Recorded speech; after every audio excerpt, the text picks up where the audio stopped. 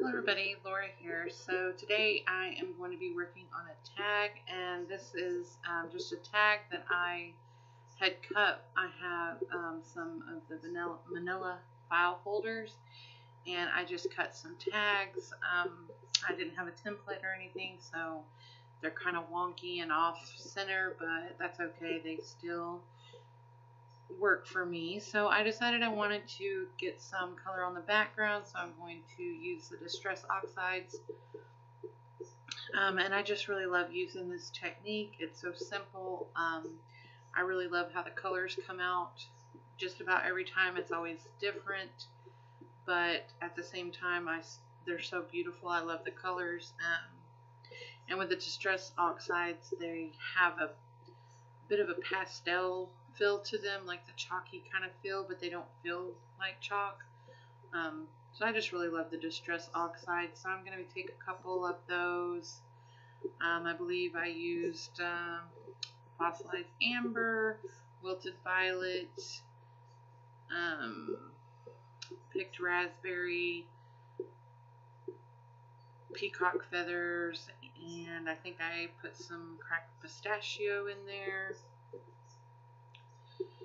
So just creating the background, just putting some down on my mat, spraying a little bit of water, and then sliding the tag through, just putting color where I feel like I need it to be, and on a couple of them I've just added a few splatters as well.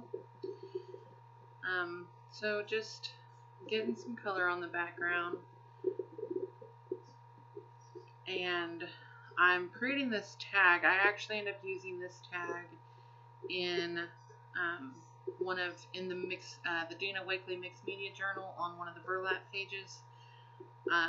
So I have filmed a little bit of that, but it's really quick and simple because you're just putting the tag and adding a few other elements. So I've got this stencil, and this is a DecArt Media stencil, and it's just like some zigzag lines, and I'm taking the multi-surface satin acrylic paint in black, and I think it's called Black Tie, and just adding some like chevron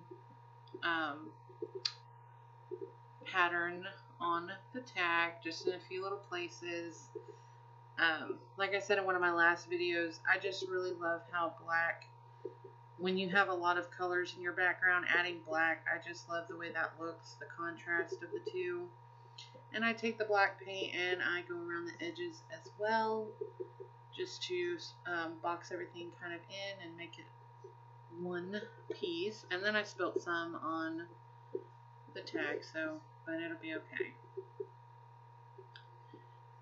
Here I have my homemade gold ink spray. I was trying to get something along the lines of the Heidi Swapp Color Shine in the gold, which I understand that they're discontinuing that color, so that's crazy, but I do have my own, which I just took some gold metallic paint, mixed it with some water, put it in a bottle, and bam, you've got, gold color shine basically. And it really is shimmery. I love it. I use it on a lot of my projects. So here are just some flowers. I have this little paper pack. I got it Tuesday morning, and it was full of just different floral papers. It was like a coloring book, I believe, but it's nice and thick cardstock. And I just, over a few days' time, I just took a bunch of the papers and fussy cut them out. And so I've got all these flowers that I have to use on my projects. And I really love these. I love the black and white. And I do end up just leaving these black and white. I didn't want to color them in since I had the color on the background.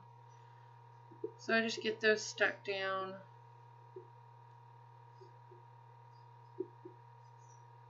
And I adhered those with the Scotch Tacky Glue. In my fine liner bottle, I use that all the time.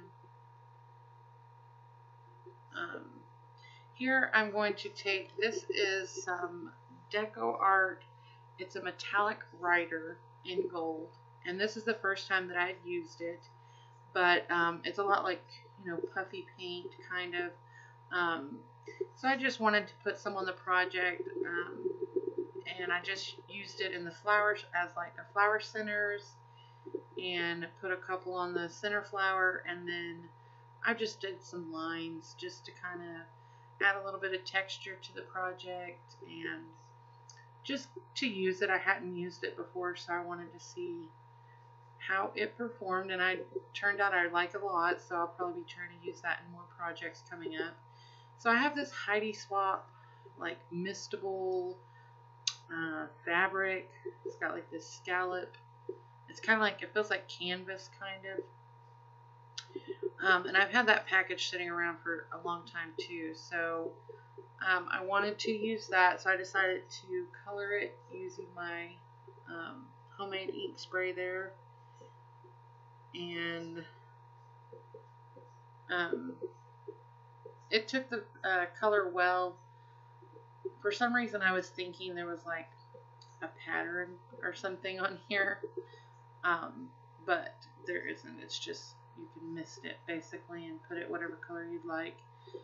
So I did make that gold, and here in a minute I decide that it was just too thick, and I end up cutting it, or it was too long, and then in the end I actually cut it in half as well. So yeah, I'm going to try to use up the 2 parts, and I add in some of this black and white baker's twine. I got that huge roll from Tuesday Morning for like $3.49, and they had several colors, but I knew that I would use black and white. I use black and white with a lot of stuff, so, and it was a really good deal. So I'm just trying to figure out how I want to stick this. I knew it wasn't going to work out very well to actually put it through the little hole at the top of the tag. I ended up just stapling it, and you can see there where I've cut it, so it's a lot more strips, and I just wanted to add some black splatters to it on top of the gold basically, just to kind of bring it all in. And it turned out okay, yes, and I stapled it with my tiny attacher. And then I'm just going to add a couple, I'm adding a Tim Holtz Small Talk sticker, and I'm not for sure what it says, I forget. But I just cut it all up and scattered it throughout the piece. And then I believe I go around it with, yeah, this little gel pen, like needle tipped gel pen. I believe I got that from AliExpress, and they work really good. So, and then the feud ball pen, I decided to go around it even more. And I think that that is the end of the project. Like I said, I'll have a video coming up soon where I added this onto a page. But thank you all for watching. I've got some pictures coming up, and I will talk to you next time. Bye.